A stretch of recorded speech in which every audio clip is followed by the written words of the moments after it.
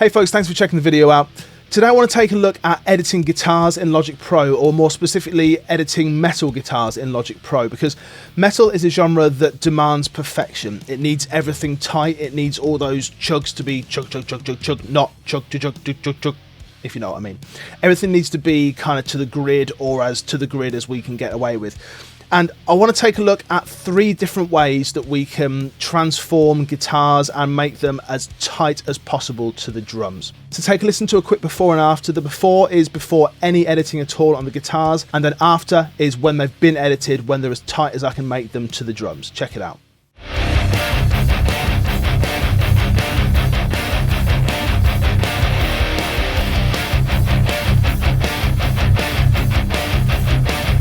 So 3 different ways that we can do this, and 3 different ways we can get these to be as tight as possible. I'm going to go through all 3 of them, and some of them may work better for certain scenarios. There's kind of shortcut ways that we can do this, or we can go in and do things the long way, but either way we need to prepare the guitars first of all. So let's do that. Okay, so in this session I've got drums up here in red, and then 2 lots of guitars. So this is guitar 1, guitar 2, that's kind of the first family of guitars, and then guitar 3 and guitar 4. Different colours so I can tell the difference. So what we've actually got is a DI of guitar 1 and then a DI of guitar 2, and you'll notice that when I select the top one, it selects the bottom one. That's because they're in a group. Now, these groups are phenomenally important. If you don't have these 2 sources grouped, then you're going to run into trouble. This is only true if you have a DI as well as an amp.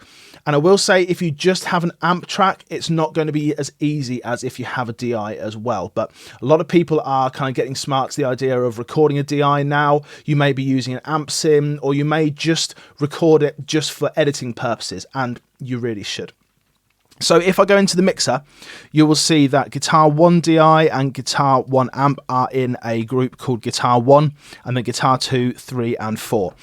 And what I've got on these groups though, over here on the left hand side, if I go to groups, you'll see the guitar 1 to 4. On the settings, I've got editing and quantize locked audio selected. So essentially what that means is when I make changes, when I make kind of rhythmic changes, it's going to make the changes to each of them, and it's going to lock the phase. It's going to make sure everything is nice and tight. One other thing to say about these groups though, you'll notice that I've got this Q engaged on just the DI, so the Q reference. What that means is that for any kind of automated editing that we're going to do, if we're going to quantize anything or going to make anything just kind of do stuff for us instead of dragging bits around, it's going to use this as the reference. This is really important because the DI, as we can see, you can see exactly where all the notes start. You can see there's 1 there, 1 there, 1 there, 1 there. It's really obvious. If you just look at the amp signal, it's just kind of a blob of fuzz, and that's another reason why you really should be taking DIs, because if you're editing guitars, you can't edit a blob of fuzz. You need to edit the DI, which is then going to edit the fuzz for you. That sounds a bit weird, but let's see what we can do. Okay, so the first method then, this is going to be kind of merged with the second method because it's showing you the good side and bad side of doing each of them. The first one is to just quantize everything. So this has its pitfalls, but let's see how it kind of operates in the real world. What I'm going to do first of all is press Command and F to bring on Flex Edit. And I've already engaged flex on all of these guitars, and I've put it to polyphonic. Now you can do it on monophonic or polyphonic. Polyphonic really means that it's going to be recognizing more than one kind of note at the same time, or it's expecting more than one note. Monophonic would be really good for vocals, something like that. You have loads to choose from here, but polyphonic for me tends to work best for guitars. So that's what I've stuck it on.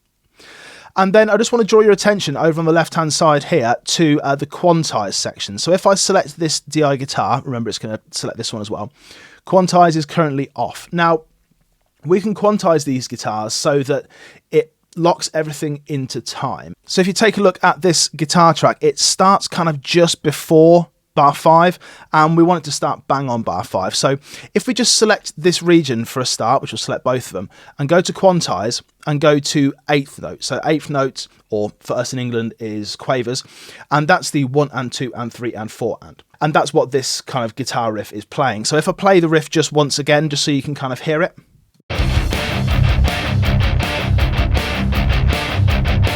So it's 1 and 2 and 3 and 4 and. So that's going to be in eighth notes or quavers.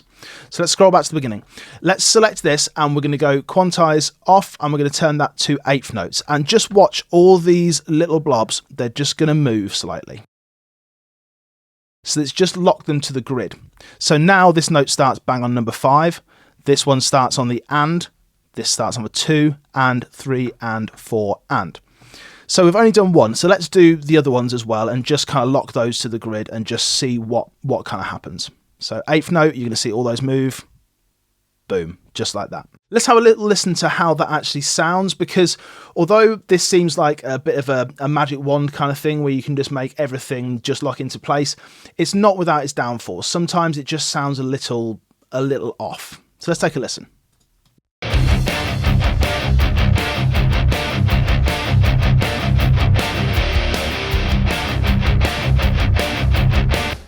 Sounds pretty good when you compare it to the version that had no quantization, no flex on it at all.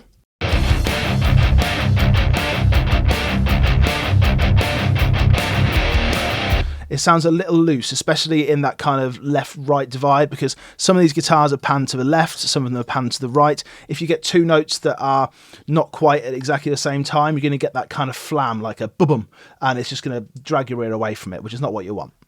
So if I select all those again and just bring this quantize off, that's kind of the end of the first method. You can do that and just lock them all in place. That's fine. The longer version would be to go into these and using the flex tool, which for me will just appear if I hover over a flex enabled area. You can go up to the secondary tool and choose the flex tool or the initial tool, whatever you want to do.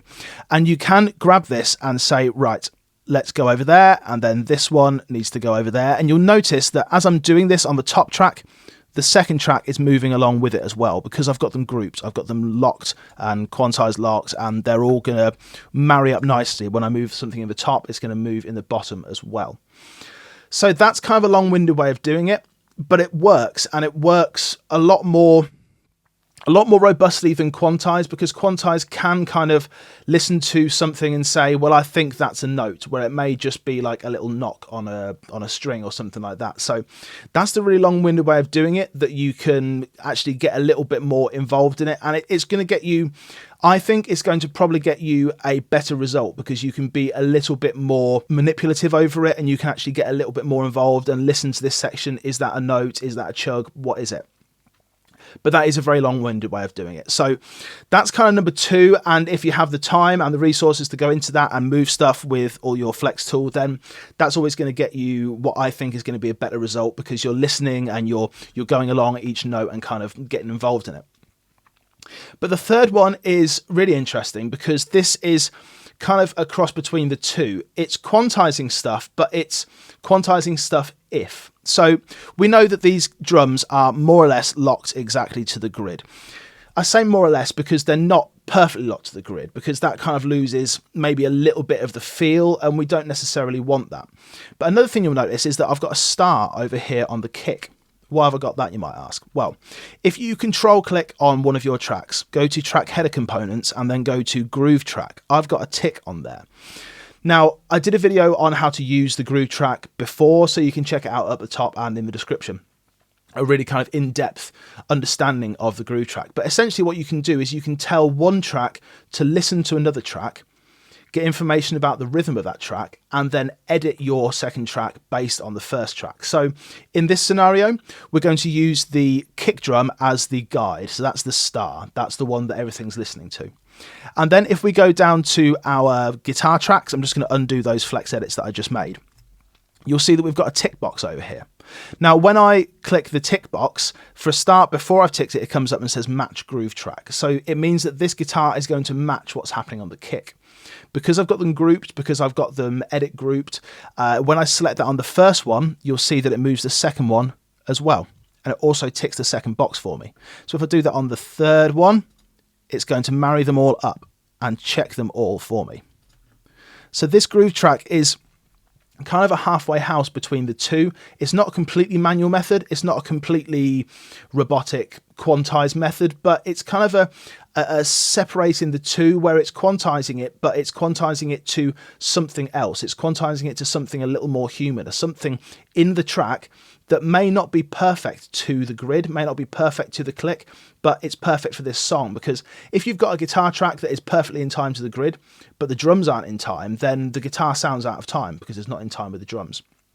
So this is a nice kind of halfway house that I would probably recommend doing if you can lock this into the kick drum or the snare drum or whatever it is that's making the most sense for your track.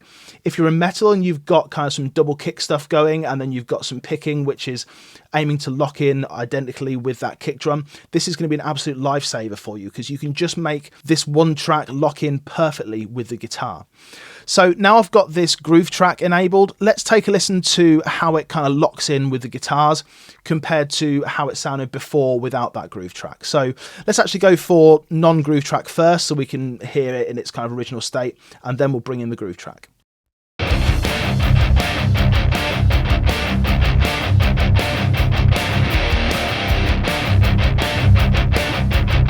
It's not bad, but it's not perfect. Let's bring that groove track back in, and that's automatically moved these around as well. Let's take a listen to it when it's locked on to the groove of the kick drum.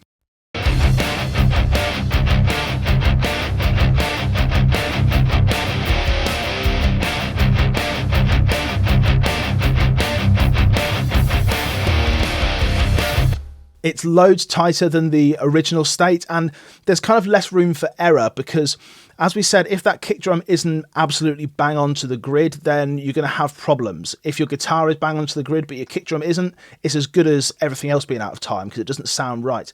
You can time it to the kick drum, which is kind of your anchor for this track.